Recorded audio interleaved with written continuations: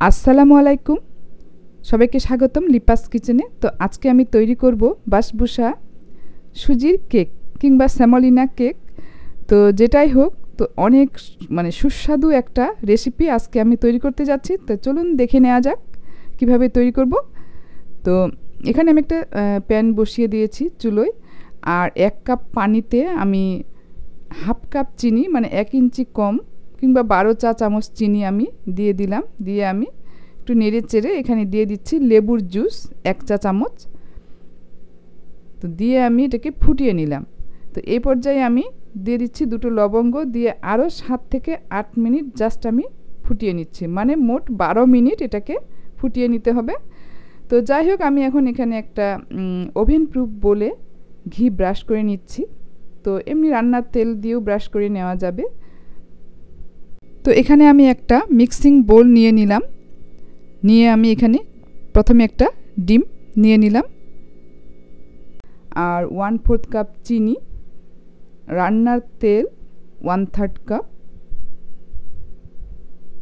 দিয়ে আমি খুব ভালো করে এটাকে এখন ফেটিয়ে নিব। চিনির দানার যেন না থাকে। আর এটা এভাবে হ্যান্ড হুইক্সের সাহায্যে আমি ফেটিয়ে নিচ্ছি। কাঁটা চামচ দিয়েও করা যাবে, আবার হ্যান্ড বিটার দিয়েও করা যাবে। তো কালারটা চেঞ্জ হয়ে গিয়েছে। এখন এই পর্যায়ে আমি দিয়ে দিচ্ছি 1/3 কাপ টক দই। তো টক দইটা দিয়েও এটাকে আরও ভালো করে এই সময় এটাকে মিশিয়ে নিতে হবে। তো মনে রাখতে হবে যেন যেন একটা লাম্পস যেন না থাকে, যেন খুব ভালো করে এটা যেন মিশিয়ে যায়। তো আমি একদম খুব ভালো করে এটাকে ফেটিয়ে নিলাম। এখন আমি দিয়ে দিচ্ছি ভ্যানিলা ফ্লেভার 1 চা চামচ। তো সাদা এলাচের গুঁড়ো দেওয়া যাবে। আর হাফ কাপ দিয়ে দিলাম আমি সুজি। 1/3 কাপ দিয়ে দিচ্ছি নারকেলের গুঁড়ো। এটা আমি বাজারের কেনা, বাসায় এটাকে গুঁড়ো করেও দেওয়া যাবে, আর স্কুপও করা যাবে, কোনো সমস্যা নেই। তো যাই হোক, আমি এখন দিয়ে দিচ্ছি বেকিং পাউডার হাফ চা চামচ। তো বেকিং সোডা না, বেকিং পাউডার আমি দিয়ে দিলাম। তো দিয়ে আমি এটাকে এখন হালকা করে মিশিয়ে নিচ্ছি। আর 1/3 কাপ দিয়ে দিলাম আমি ময়দা।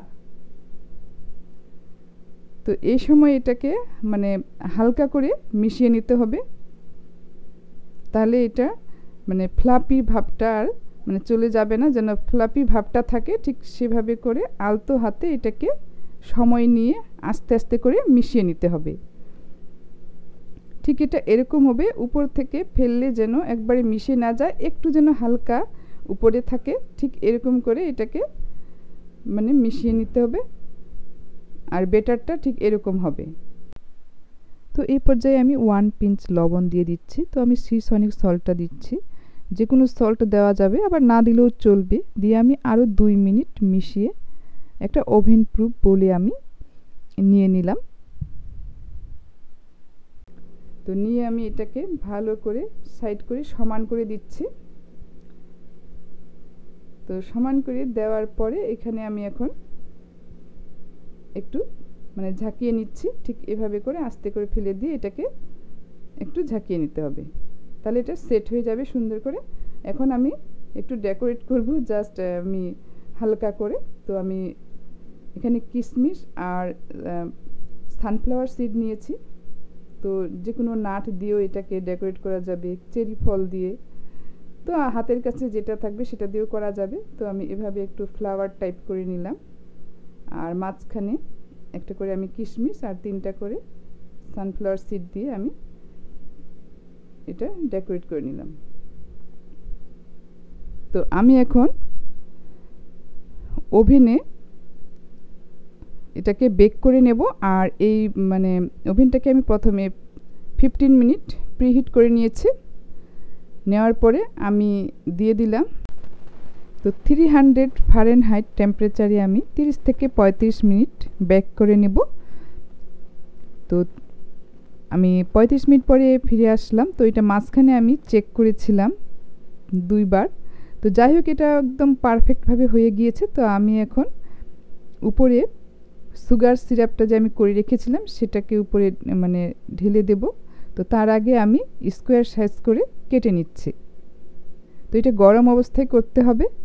তো স্কোয়ার সাইজ করে কেটে নিয়ে আমি জাস্ট একটা স্টিকের সাহায্যে একটু ছিদ্র করে দিচ্ছি।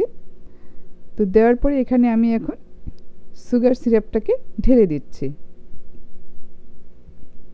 তো গরম অবস্থাতেই আমি নর্মালি ছিল আমার সুগার সিরাপ, তো রেখে আমি উপরে ঢেলে দিলাম। দিয়ে আমি একটু জাস্ট রেখে দিয়েছি সুগার সিরাপ। তো আমি এখন সার্ভ করছি, আর এটা একদম দানা দানা হয়েছে, অনেক পারফেক্টভাবে হয়েছে।